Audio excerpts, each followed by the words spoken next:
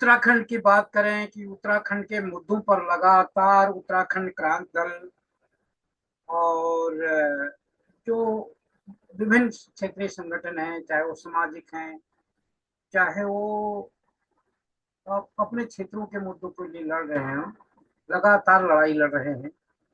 अभी भी वहां पर जो आंदोलन चल रहे हैं वो चल रहा है, विशेषकर गैर राजधानी को लेकर, भू कानून को लेकर, मूल निवास को लेकर। एक नया मांग जन्म ले रही है कि उत्तराखंड के जो पहाड़ी जिले हैं उनको फिफ्थ शेड्यूल में शामिल किया जाए। ये सारे मूवमेंट चल रहे हैं। और जब ये मूवमेंट चल ही रहे थे, उत्तराखंड क्रांति दल तो उसने राज्य बनाया, राज्य के लड़ाई को भी लड़ा, लंबा संघर्ष किया राज्य के लिए। और 94 में जब पुलिस की बर्बरता हुई, खटीमा मसूरी मुजफ्फरनगर जैसे कांड हुए, उस दौरान में उत्तराखंड क्रांति दल लगातार इस आंदोलन को उन्होंने उस नेतृत्व दिया और सबसे अहम भूमिका निभाई और राज्य बनवाया। परंतु राज्य का जो सपना था, जिस अकॉर्डिंग राज्य बनना चाहिए था, जो उसका एक वो था, दृष्टि पत्र भी कह सकते हैं, जैसे जो विजन था अलग राज्य का, वैसा राज्य नहीं बन पाया। तो उसको लेकर उत्तराखंड क्रांति दल लगातार लगातार लड़ाई लड़ रहा है। उन लड़ाइयों के बीच में लगातार उत्तराखंड में चुनाव हो रहे हैं और चुनाव में लगातार वही पार्टी जीत रही है जो उत्तराखंड बनने से पहले जीत रही थी। उन्हीं की राजनीति बरकरार रही है। मन स्थिति कोई चेंज नहीं है। उत्तराखंड अलग राज्य बनने के बावजूद उत्तराखंड के आम मतदाता की सोच में कोई बदलाव नहीं आया। ये साफ झलक जो पिछले 24 साल में नजर आया है वो दिख रहा है। इस वीडियो में विस्तार से बात करेंगे कि आखिर ऐसा क्यों हो रहा है, क्यों उत्तराखंडियों को अपने आप में आत्मविश्वास क्यों नहीं है कि हम इस राज्य को खुद चला सकते हैं। हम इस राज्य के भविष्य का जो निर्णय है, अगर हमने राज्य बनाकर, राज्य इसलिए बनाया कि इसका भविष्य का निर्णय हम खुद करें, तो फिर हम नेतृत्व या राज्य चलाने का विश्वास खुद में क्यों नहीं जगा पा रहे हैं और क्षेत्रीय लोगों के भरोसे इस राज्य को क्यों नहीं छोड़ पा रहे हैं, क्यों हम राष्ट्रीय दलों और राष्ट्रीय दलों के नेताओं पर भरोसा कर रहे हैं।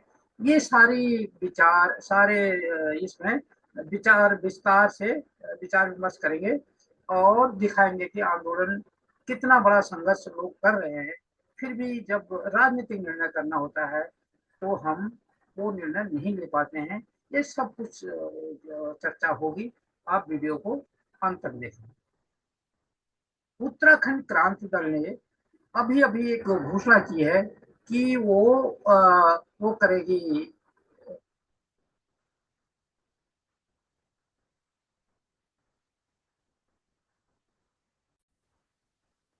वो तांडव रैली करने का उसने एक घोषणा की कि उत्तराखंड की बुनियादी समस्याओं के समाधान के लिए चल रहे आंदोलन और लोगों की चिंताएं। और उत्तराखंड अपनी प्राकृतिक सुंदरता और सांस्कृतिक धरोहर के लिए प्रसिद्ध है। यहाँ पर हमारे हिंदुओं के 4 धाम हैं। उसके अलावा कई तीर्थ स्थल है और देवभूमि से कहा जाता है। यहाँ पर हर पहाड़ में माँ भवानी का मंदिर है और हर घाटी में आपको शिवालय मिल जाएंगे। ये उत्तराखंड की खासियत है। और इसके अलावा बहुत वो है, ऐसी चीजें हैं उत्तराखंड की जो इसको सांस्कृतिक और प्राकृतिक दृष्टि से एक महत्व देते हैं अलग से। लेकिन यहाँ के लोग कई गंभीर समस्याओं का सामना कर रहे हैं। उत्तराखंड क्रांति दल द्वारा 24 अक्टूबर 2024 को मुख्यमंत्री आवास घेराव करने की घोषणा राज्य की विभिन्न समस्याओं को उजागर करती है। इस जो वीडियो में है, हम इस सारी चीजों पर बात करेंगे। साथ साथ बात करेंगे कि जो और संगठन है लगातार आंदोलन कर रहे हैं। और जो उत्तराखंड क्रांति दल की बात, ये तांडव रैली की बात हो रही है, ये 79 में इसका गठन हुआ था और आज 45 साल इस पार्टी को हो गए हैं। और ये वहां की सत्ता पर जिस राज्य के लिए इसने लड़ाई लड़ी वहां पर काबिज नहीं हो पा, वहां की जनता का विश्वास नहीं जीत पाई, क्योंकि वहां की जनता का ही एक दल है और वहां की जनता का ही विश्वास नहीं ले पाया। और जो बाहर के राष्ट्रीय दल है जिनका नेतृत्व बाहर से हो रहा है, वो लोग लगातार यहाँ पर काबिज हो रहे हैं। वो सारी बातें यहाँ पर विस्तार से करेंगे। आप वीडियो को स्किप ना करें। उत्तराखंड क्रांति दल ने एक निर्णय लिया है कि वो 24 अक्टूबर को 2024 को तांडव रैली करेगा। उत्तराखंड क्रांति दल वो दल है जिसने अलग राज्य उत्तराखंड के लिए लंबे समय तक चले आंदोलन एवं 1914 लंबे समय तक, क्योंकि उत्तराखंड के बारे में एक और सोचने की बात है सारे आंदोलनकारी संगठनों को, विशेषकर जो लोग आंदोलन कर रहे हैं उत्तराखंड राज्य को लेकर, उनके लिए विशेष जरूरी है समझना।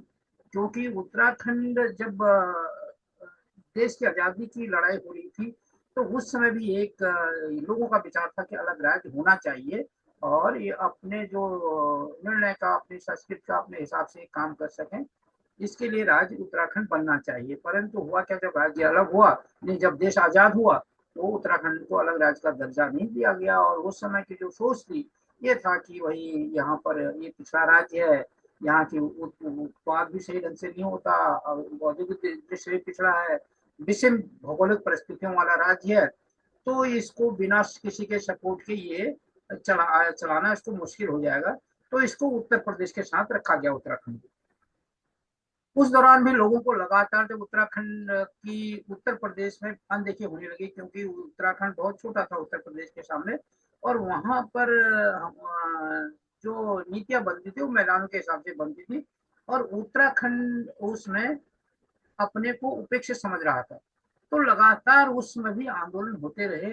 परंतु हुआ क्या कि सामाजिक आंदोलन के नाम पर बड़े बड़े आंदोलन हुए, बड़ी बड़ी रैलियां हुई, और जो नेता उन रैलियों को करते थे, उन रैलियों में भाग लेते थे, वो चुनाव में राष्ट्रीय दलों के टिकट से लड़ते थे और चुनाव जीत कर ये सारे मुद्दों को भूल जाते थे। ना विधानसभा में कभी वो मुद्दा उठता था, न वो लोकसभा में कभी मुद्दा उठता था। फिर 79 में जब लोगों को ऐसा लगा कि भाई तो मुश्किल हो जाएगा, क्योंकि हमारा तो राजनीतिक शोषण हो रहा है आंदोलन के नाम पर, उत्तराखंड राज्य के नाम पर कोई राज्य के लिए ईमानदारी से लड़ ही नहीं रहा है। तो फिर ये हुआ कि 79 में अलग क्षेत्रीय दल बनाया गया, उत्तराखंड क्रांति दल, और ये निर्णय हुआ कि ये उत्तराखंड राज्य की लड़ाई लड़ेगा, इसका एक सूत्री लक्ष्य होगा अलग राज्य की लड़ाई लड़ना।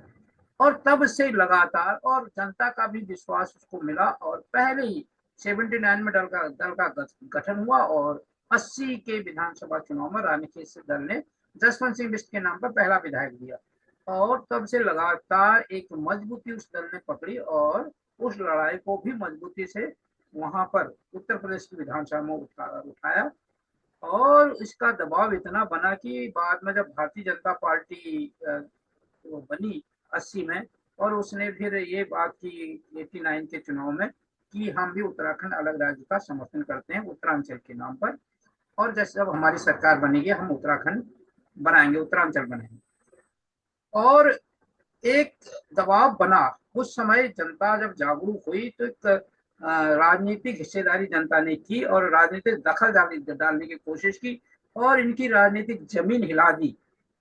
तो फिर मजबूरन इनको उत्तराखंड राज्य के पक्ष में आना पड़ा, और 94 का जन आंदोलन हुआ, बहुत बड़ा पुलिस बर्बरता हुई, उसके बावजूद भी उत्तराखंड क्रांति दल के साथ उसमें एक बड़ा अच्छा हुआ कि जो राष्ट्रीय दलों से जुड़े हुए लोग थे उन्होंने कहा भाई ऐसा करो कि एक वो न्यूट्रल बनाओ, सबका मिला जुला गैर राजनीतिक संगठन, वो आंदोलन लड़ा जाएगा। और उसमें सबकी सहमत बनी, क्योंकि राजहित सबसे ऊपर था। परंतु जैसे ही चुनाव हुआ, मूवमेंट जब बहुत तेजी में था, उसी दौरान एक साजिश हुई कि उत्तराखंड में चुनाव की घोषणा कर दी, और जो ये पार्टियों के लोग थे, राष्ट्रीय दलों के लोग थे, वो उस आंदोलन से बाहर हो गए और वो चुनाव में कूद गए। और जबकि कॉल दी गई थी कि जब तक राज्य नहीं मिले तब तक चुनाव का बहिष्कार किया जाएगा। तो ये दूसरा कड़वा अनुभव। पहला कड़वा अनुभव था आजादी के बाद से लेकर 79 तक कि लगातार सामाजिक आंदोलनों में और जन आंदोलनों में आते थे नेता और अपनी लोकप्रियता बढ़ाते थे, चुनाव राष्ट्रीय दलों से लड़ते थे, नेता बन जाते थे, एमपी एमएलए बन जाते थे, उसके बाद वहां के मुद्दों को कहीं नहीं उठाते थे। और वही हुआ 94 में, जब संयुक्त संघर्ष समिति बनाई गई, उत्तराखंड क्रांति दल के नेताओं को उसका नेतृत्व सौंप दिया गया, उनको वहां उलझा दिया गया, और बाकी उनके झंडे डंडे वापस बंद करा दिए गए, और फिर खुद चुनाव मैदान में आगे। परिणति हुई कि उत्तराखंड राज्य गठन से पहले का जो विधानसभा चुनाव हुआ, उत्तराखंड क्रांति दल ने तो उसमें चुनाव का बहिष्कार कर दिया, बाकी ये दल चुनाव में आए और इन्हीं का जो सारे एमएलए इन्हीं के आ गए, और राज्य बनते ही फिर पहली सरकार भारतीय जनता पार्टी की बनी। तो एक तो ये कड़वा अनुभव है। तो दूसरा जो हमें सारा इसलिए वृत्तांत दे रहा बता रहा था ताकि जो लोग इस समय आंदोलन कर रहे हैं वो इन चीजों को समझे और इन लोगों की राजनीति को भी समझ सकें। अब जो उत्तराखंड क्रांति दल ने इस सारी लड़ाई को लड़ा, उसको आर्थिक रूप से कमजोर करने की कोशिश की गई, मानसिक प्रताड़ना दी गई आंदोलनकारियों को और शारीरिक प्रताड़ना दी गई। और जो खटीमा मैसूरी मुजफ्फरनगर की जो हम बात करते हैं वो उन्हीं के हिस्से थे कि इनको जैसे जैसे कमजोर करके आंदोलन को कमजोर किया जाए। परंतु ये भी काफी मजे हुए लोग थे, आंदोलन को जैसे कैसे खींचते रहे और अंततः सरकार दबाव में आई और 2000 में उत्तराखंड राज्य बना। अब राज्य को बने हुए आज 24 साल हो चुके हैं और राज्य मैं जो राज्य बना वहाँ की लोगों की जो बुनियादी समस्या है, जो मांगे हैं, उनको लेकर आज भी उत्तराखंड के मुख्यमंत्री जो पुष्कर सिंह धामी है, उनकी जो वो है प्रतिक्रिया है, जो सोच है, जो वो उनके ऊपर रिएक्शन करते हैं या उनके ऊपर उनके जो एक वो होनी चाहिए, संवेदना होनी चाहिए, वो पूरी नकारात्मक होती है। वो अपना प्रचार प्रसार पर लगे रहते हैं, दल के प्रचार पर लगे रहते हैं, पूंजीवादियों के लिए वहां दरवाजे खोलते हैं। पर जो वहां की लोगों की समस्या है, चाहे वो जल जंगल जमीन से जुड़े हो और जंगली जानवरों का मुद्दा हो, जंगल की आग का मुद्दा हो, बेरोजगारी का मुद्दा हो, भू कानून मूल निवास का मुद्दा हो, गैरसैंण राजधानी का मुद्दा हो, राज्य का जो विजन था उससे जुड़ा हो मुद्दा, उस पर कहीं चर्चा ही नहीं होती है। अगर कभी देखते हैं कि दबाव बन रहा है और राज्य बन रहा है तो एक कमेटी बना देते हैं, कहते हैं हम बात करेंगे, उसके अलावा आगे कोई उनका रिएक्शन नहीं है। और इन्हीं चीजों को पर फोकस करने के लिए उत्तराखंड क्रांति दल ने जिसको जिसको इस राज्य को बनाने का श्रेय जाता है, उसने 24 अक्टूबर 2024 को मुख्यमंत्री निवास का घेराव का ऐलान किया है तांडव रैली के नाम पर। और दूसरा जो मोमेंट जो चल रहा है उत्तराखंड में, वो चल रहा है भू कानून और मूल निवास को लेकर। कानून और मूल निवास समन्वय समिति जो है उसने 29 सितंबर को ऋषिकेश में एक विशाल रैली का आयोजन किया है और उसमें एक नारा भी दिया है कि नशा मुक्त उत्तराखंड का। और वो इसीलिए कि अभी एक पत्रकार थे डिमरी, उनको किसी वहां पर जो वो था ड्रग माफिया, उसने उन पर हमला किया, जानलेवा हमला हुआ। उसके बाद वहां पर लोगों ने काफी प्रदर्शन किया, लोगों में काफी असंतोष है सरकार का जो पुलिस ने एक्शन लिया उसको लेकर भी, और एक जागरूकता फैलाने के लिए भी भू कानून का मुद्दा भी हो गया, मूल निवास का भी हो गया, और जो वहाँ की सरकारों की जो विफलता रही है उस मामलों को लेकर वो भी दबाव हो जाएगा, और नशा मुक्त उत्तराखंड का मामला भी हो गया। इस सारे को लेकर 29 सितंबर को एक रैली आईडीपीएल में ऋषिकेश आईडीपीएल में आयोजित की गई है। तीसरा जो मूवमेंट चल रहा है वो चल रहा है 5वीं अनुसूची की मांग हो रही है कि जो उत्तराखंड के पहाड़ी जिले हैं उनको उसमें शामिल किया जाए। और अगर देखा जाए कि 5वीं सूची में जो शामिल करने के जितने भी मापदंड हैं वो क्षेत्र उसको पूरा करता है, परंतु दुर्भाग्य है उत्तराखंड में तो जितनी भी बातें की जाती हैं हर एक में ये सामने आता है कि उत्तराखंडियों के साथ सौतेला व्यवहार हुआ शुरू से ही, जब से देश आजाद हुआ। तो इनको उस क्षेत्र को 5वीं अनुसूची में शामिल नहीं किया गया। तो अब कुछ लोग वो मांग उठा रहे हैं पहाड़ी जिलों को लेकर, और इससे क्या होगा कि उस क्षेत्र के विकास में जो के लिए चीज महत्वपूर्ण भी है, और स्थानीय लोगों को जो अपने संसाधन है उनका प्रबंधन करने के उससे उनको ताकत मिल जाएगी, शक्ति मिल जाएगी। अभी क्या हुआ राज्य बनने की, जब मैंने यहाँ पर बात की थी वीडियो शुरू होने से समय, तो एक बात और थी, जब राज्य बना तो उसमें 29 संशोधन उत्तराखंड राज्य विरोधी कर दिए गए, और जिससे कि हमारी जो वहाँ पर परियोजना चल रही थी, जो चल रही है, जो पहले से बनी थी या जो सड़कें थी, सारी कुछ जो भी था इंफ्रास्ट्रक्चर उस समय का, उसका रेवेन्यू जितना भी आता आज भी उत्तर प्रदेश के पास जाता है। और साथ ही जो वहाँ पर संसाधन है उनको दूसरे राज्यों के साथ संयुक्त कर दिया गया, तो हम उस पर कोई भी काम नहीं कर सकते। तो अगर ये 5वीं अनुसूची में शामिल हो जाएगा तो एक उसके दरवाजे भी खुल जाएंगे। अगला जो समस्या है कि जंगली जानवर वहाँ बहुत बड़ी समस्या बने हुए हैं वहाँ के लोगों के लिए, कि वहाँ की फसल का पूरा बर्बाद कर देते हैं। वहाँ के उनके जो पालतू जानवर हैं उनको मार रहे हैं लगातार, और जो वहाँ के निवासी हैं उनके बच्चों को उन पर लगातार हमले कर रहे हैं। परंतु वन जीव संरक्षण के नाम पर कोई उसमें अगर कुछ भी कर दे, किसी को एक पत्थर भी जानवर को लग गया और जानवर घायल हो गया और किसी ने शिकायत कर दी, तो लोगों उनको उन पर वो कानूनी कार्रवाई कर दी जाती है। परंतु जब जानवर वहाँ के लोगों को मार रहा है, उनकी संपत्ति को नुकसान पहुंचा रहा है, उनके पालतू जानवरों को नुकसान पहुंचा रहा है, उनके फसलों को नुकसान पहुंचा रहा है, उन लोगों को नुकसान मार रहा है, तो इसके लिए कैसे निपटा जाए, इनका हल क्या होगा? सरकार मौन बैठी है, कुछ नहीं कर पा रही है। ये भी बहुत बड़ी समस्या है। भूस्खलन और भूदसाव बहुत बड़ा मामला है, क्योंकि आप लोगों ने सुना होगा कि जब अभी जोशीमठ में भूधसा हुआ था, और ऐसे ही उत्तराखंड में कई जगह भूधसा हो रहा है, क्योंकि सरकार ने क्या किया, वहां पे जो बांध और इस तरीके की जो पनबिजली योजनाओं का जाल बिछा दिया बहुत जबरदस्त। और इस तरीके, क्योंकि वहाँ के पहाड़ कमजोर हैं, और वहां से टनल के माध्यम से कई दूर पानी ले जाकर वहां पर कहीं पर बांध बना देते हैं, पानी रुकाकर, फिर टनल के माध्यम से दूर पानी ले जाकर वहां पर बिजली पैदा करने के प्रोजेक्ट बनाया जाता है।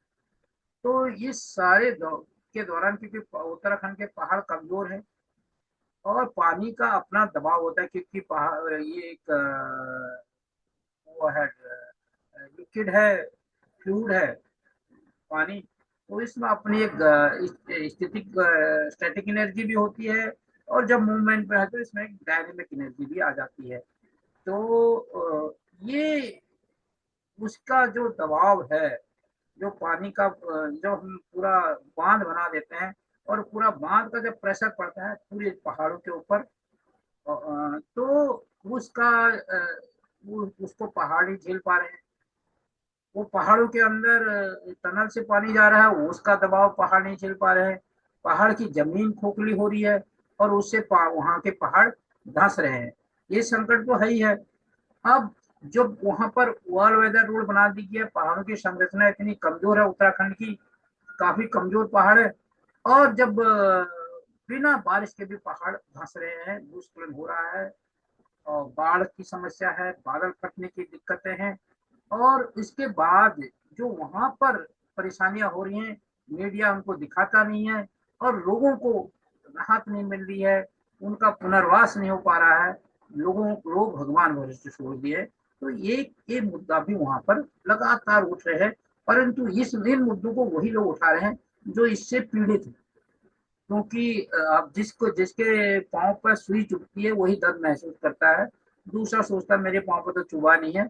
तो उत्तराखंड की स्थिति भी ऐसी है। जोशीमठ में जब प्रॉब्लम हुई तो जोशीमठ वाले अलग थलग पड़ गए, अब दूसरे गांव में भूस्खलन की वजह से, बाढ़ की वजह से, बादल फटने की वजह से दिक्कत आई है, वो लोग अलग थलग पड़े हैं, और कोई उनको सुनने वाला नहीं है, ना ही राहत मिल रही है। अगर कोई किसी को राहत थोड़ा मिल भी जा रही है तो कुछ हजार रुपये दे जा रहे हैं, मकान बह गए, घर का सामान सब चले गया, और सरकार 2 4 5 हजार रुपये देकर वो आपदा राहत के नाम पर अपनी फॉर्मेलिटी पूरी कर रही है। अब जो भूमाफिया का एक संकट है वहां पर उत्तराखंड में, वो भी बड़ा दहलाने वाला है, क्योंकि वो वहां पर जमीनें ले रहे हैं, उनको राजनीतिक संरक्षण प्राप्त है, उनके प्रशासन में पकड़ है, शासन में पकड़ है, जनता भूली भाली है, उनके रास्तों पर कब्जा हो रहा है, उनके जल स्रोत पर कब्जा हो रहा है, उनके चारागाहों पर कब्जा हो रहा है, वो सारी तरीके के जो संसाधन थे, जिन संसाधनों के बल पर वहां पर गांव वाले बसे हुए हैं, उन पर कब्जा भू माफिया वहां पर कर रहे हैं। और इन चीजों को सुनने के लिए कोई तैयार नहीं है, क्योंकि ये उन्हीं के भाई बंद हैं जिनको अपना दर्द गांव वाले सुना रहे हैं। तो ये भी एक बड़ा संकट है। अब इनसे निपटने के लिए भू कानून और मूल निवास को लेकर आंदोलन चल रहा है, तो स्थानीय लोगों को चाहिए कि इन आंदोलन में भागीदारी करके सक्रिय भागीदारी करे। अब जो अगला है कि जो बाहरी घुसपैठ का मामला है, कि बाहरी लोग अलग अलग बहाने से जा रहे हैं, कुछ काम खोजने के बहाने, जब वहां के लोग उन्हें प्लान कर दिया तो तुम्हें क्या काम मिलेगा। और उनको ऐसा लगता है जिन्होंने बाहर अपने राज्यों में अपराध करके वहां शरण के लिए जा रहे हैं, और किसी न किसी बहाने वहाँ घुस जाते हैं और फिर वहाँ अपराध करते हैं। इस तरीके से वहाँ की जो जनसंख्या पलायन के बावजूद बहुत तेजी से बढ़ी है। तो ये कौन लोग हैं? जब वहाँ सोर्सेज ही नहीं है, रिसोर्सेज ही नहीं है, आजीविका को कोई जरिया ही नहीं है, फिर ये लोगों की आजीविका कैसी चल रही है? ये सारे सवाल यहाँ पर खड़े होते हैं। परंतु फिर भी लोग वहाँ घुस रहे हैं। इसको कंट्रोल करने के लिए भी, इसको नियंत्रण करने के लिए भी सरकार के पास कुछ नहीं है। हाँ, सोशल मीडिया में बयानेबाजी बहुत हो रही है, पर नीतिगत जो निर्णय होना चाहिए रुकने के लिए, जैसे सशक्त भू कानून की बात है, मूल निवास की बात है, और ऐसे ही कई और पहलू जैसे फिफ्थ शेड्यूल की बात हो रही है, ये सारी चीजें होती तो शायद ये अंकुश लग जाता। पर सरकार इन चीजों के प्रति ईमानदार नहीं है, क्योंकि सरकार के जो धन्नाशेष दोस्त हैं उन पर भी अंकुश लग जाएगा, तो सरकार इस दर से ये नहीं करती है। तो इन सारी चीजों का जो निष्कर्ष है, जो निर्णय वो निकलता है कि उत्तराखंड जो खोखला करने वाली समस्याओं के समाधान के लिए एक ठोस रणनीति की आवश्यकता है, और सरकार और स्थानीय जो लोग हैं उनको मिलकर कोई इसका समाधान निकालना पड़ेगा। परंतु सरकार की हालत ऐसी है, सरकार इन सबके प्रति ईमानदार नहीं है। सरकार चाहते ही नहीं है कोई समाधान निकले। जैसे सुरक्षा और संरक्षण, जंगली जानवरों से सुरक्षा के लिए सुरक्षित उपाय होना चाहिए। जंगल में आग से जंगलों को बचाया जाए, क्योंकि आग अगर कम लगेगी तो जंगली जानवर जंगल से बाहर नहीं निकलेगा। क्योंकि हम जंगली जानवरों के संरक्षण की बात जब करते हैं तो फिर हमें ये बात भी करनी चाहिए कि जंगली जानवर अगर बढ़ेगा, संरक्षित रहेगा, तो उसका जो भरण पोषण कहाँ से हुआ, हमें वो भी विकसित करना पड़ेगा। हमें जंगलों का भी डेवलपमेंट करना पड़ेगा। जंगलों का डेवलपमेंट अगर हम नहीं करेंगे, जंगलों में उत्पादकता नहीं बढ़ेगी, तो जंगल के जो चारा खाने वाले जानवर हैं वो बाहर निकलेंगे, और जब चारा खाने वाला जानवर जंगल में नहीं हो तो फिर उन जानवरों पर डिपेंड जो मांसाहारी जानवर हैं वो उनकी खोज में बाहर निकलेंगे। तो ये सारी समस्याएं हैं। अगर हम जंगलों को तो जला रहे हैं और वन्य जीव संरक्षण की बात कर रहे हैं, तो अगर वन्य जीव कैसे संरक्षित रहेगा जब जंगल ही नहीं रहेंगे? तो ये भी देखना पड़ेगा। अगर ऐसा नहीं कर पाती सरकारें, तो सरकार की जवाबदेही भी तय करनी चाहिए। भू कानून और जो मूल निवास की बात है, अधिकारों की बात है, इससे आवश्यक बदलाव की जरूरत है। सशक्त भू कानून लागू करने की जरूरत है, और जो मूल निवासियों के हितों की रक्षा के लिए मूल निवास लागू करना जरूरी है। जो प्राकृतिक आपदाएं हैं इनको कैसे कम किया जाए, कैसे इनसे बचा जाए, क्योंकि आपदाओं को तो कम नहीं किया जा सकता, आपदाओं से होने वाली घटनाओं को हम कैसे कर सकें। अभी हम रोड बना रहे हैं, टनल बना रहे हैं, उसके बाद आपदा होने, जब हम ये रोड टनल बनाते हैं उस समय हमको इन सारी चीजों का ध्यान रखना चाहिए कि कोई आपदा ना आए। तो ये सारी चीजें के अलावा हमें करना क्या चाहिए, लोगों को करना क्या चाहिए, क्योंकि लोगों में जब तक जागरूकता नहीं होगी, जब तक जनता जागरूक नहीं होगी, तब तक ये सारी चीजें बड़ा मुश्किल हो जाएगा। मतलब इनका निकालना बड़ा मुश्किल हो जाएगा। अगर हम बात करें कि जो आंदोलन की राजनीति करें, तो उत्तराखंड में आंदोलन का इतिहास, संघर्ष को आवाज उठाने कर रहा है। हमेशा उत्तराखंड में लगातार आंदोलन होते रहे। अब हमने कहा ये आंदोलन चल रहा है, वो आंदोलन चल रहा है, तो आंदोलन तो आजादी के बाद पहले भी चला, आजादी के बाद भी चला। 79 के बाद अलग क्षेत्रीय दल बना, उसने भी आंदोलन किया। 94 में उत्तराखंड के सरकारी कर्मचारी तक आंदोलन में कूद गए। राज्य बना, राज्य बनने के बाद लगातार आंदोलन हो रहे हैं, तो हल क्यों नहीं निकल रहा है? सवाल तो ये है। तो ये प्रभावी सिद्ध कैसे होंगे आंदोलन? स्थानीय समस्याओं के बावजूद राजनीतिक बदलाव अब है क्या? ये सारी चीजों की जड़ है कि हम वहां पर राजनीतिक चुनौती जब तक हम पेश नहीं करेंगे, तब तक हमारा कोई भी आंदोलन कामयाब नहीं होगा। क्योंकि जो पहली कामयाबी हमको मिली थी उत्तराखंड क्रांति दल बनाने के बाद, वहां पर कांग्रेस की जड़ हिल गई थी। कांग्रेस को लग रहा था कि उसकी राजनीतिक जमीन उत्तराखंड से खिसक रही है, और फिर भारतीय जनता पार्टी को भी लगा कि उत्तराखंड के लोग राज्य के प्रति ज्यादा गंभीर हैं, तो उसने भी अपने जो घोषणा पत्र है, जो अपने दस्तावेज बनाए, उसमें अलग राज्य का समर्थन किया। तो ये होता है दबाव। उसके बाद क्या, हम जब किसी ने कुछ कहा है हम करेंगे, अगर वो नहीं करता है तो लगातार चुनौतियां हमको पेश करनी चाहिए। परंतु उत्तराखंड का जो मतदाता है उसका जो प्रदर्शन रहा है काफी निराशाजनक रहा है। इस बात का संकेत है कि आंदोलनों के प्रति उसकी जो भागीदारी है का जो असली फल है उन्हें नहीं मिल रहा है। जो उत्तराखंड में मतदाता आंदोलन कर रहा है, परंतु वोट डालने वो उन्हीं को दे रहा है जिनके खिलाफ आंदोलन कर रहा है। तो ये जो समस्या है ये बहुत गंभीर समस्या है। जब तक हम अपने वोट का सही इस्तेमाल नहीं करेंगे, तब तक हम बड़े बड़े आंदोलन कर रहे हैं, करें, परंतु उनका रिजल्ट कुछ भी नहीं निकलेगा, हम इन पर दबाव नहीं बना पाएंगे। परंतु अगर हम अपने वोट से इन लोगों को चोट पहुंचा सके, इनको इनके दिल दिल में और इनके दिमाग में डर बिठा सकें कि अगर हमने काम नहीं किया तो हमारी सत्ता जा सकती है, हमारी सीट हिल सकती है, तो निश्चित तौर पर उत्तराखंड में बदलाव आएगा। जो भी आंदोलन होगा सरकार उसके आगे झुकेगी। अभी सरकार नहीं झुकती, उन्हें पता है वोट तो हमें ही को देना है। वहां पर स्थितियां ये हो गई हैं कि जनता आंदोलन करती है, दिन रात धरने में बैठती है, वोट देते समय कहती है कि मैं तो उस पार्टी से शुरू से जुड़ा हूँ, मैं कैसे वोट ना दूं उसको। तो अगर इस तरीके की सोच हो जाएगी और पार्टी को ऐसा लग जाएगा कि वोट तो मुझे ही मिलना है, तो वो तुम्हारा काम क्यों करेगा। उत्तराखंड में हालात ये हो गई है कि जब उत्तराखंडियों के बारे में देखे तो एक वो भालू की कहानी याद आती है। जब दो दोस्त जंगल से निकल रहे थे तो अचानक भालू आ जाता है, तो एक दोस्त को पेड़ में चढ़ना आता है, वो भाग के पेड़ में चढ़ जाता है। दूसरा दोस्त डर के मारे वैसे मुरझा के या बेहोश होकर गिर जाता है। भालू आता है, उसके कान में सूंघता है और चले जाओ, उसको मरा समझ के चला जाता है। उसके बाद पेड़ में चढ़ा हुआ दोस्त नीचे आता है, तो उससे पूछता है भाई भालू ने तेरे कान में क्या कहा। तो उसने ये कहा कि ऐसे जो मुसीबत में जो दोस्त साथ ना दे या साथ छोड़ दे, तो उस ऐसे दोस्तों का साथ नहीं करना चाहिए। तो वही उत्तराखंडियों की स्थिति भी है। जब असली निर्णय होता है उस समय तुम कह देते हो कि हम तो उस पार्टी से शुरू से जुड़े। जो पार्टी तुम्हारा भला नहीं कर रही है, तुम किस लिए जुड़े हो उस पार्टी से। छोड़ो उस पार्टी को, क्योंकि किसी से हम इसलिए जुड़े हैं ताकि वो हमारे क्षेत्र का भला करे, हमारा भला करे। हम किसी से, हमारा खानदानी रिश्ता थोड़ी है। लोग अपने भाई भाई को छोड़ देता है और घर में घर टूट जाते हैं अपने हितों को लेकर।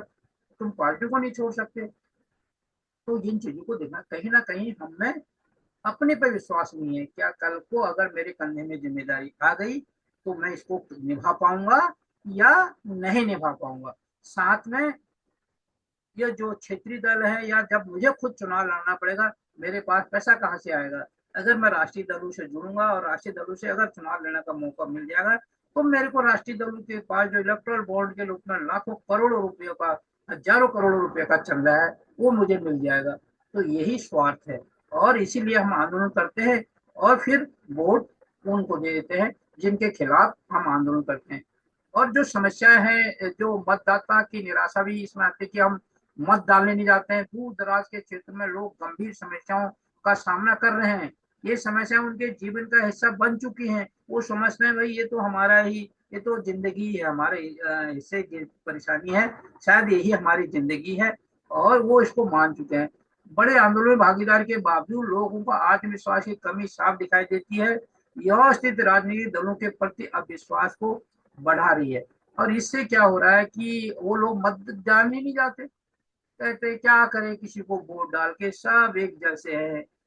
बदलाव करो, चेंज लाओ, उसको बदलो। तुम्हें लगता है कि ये नहीं है, वो भी नहीं करता, उसको भी बदल दो। अगर तुम्हें लगता है तुम्हारा भला नहीं हुआ तो हर चुनाव में बदल दो।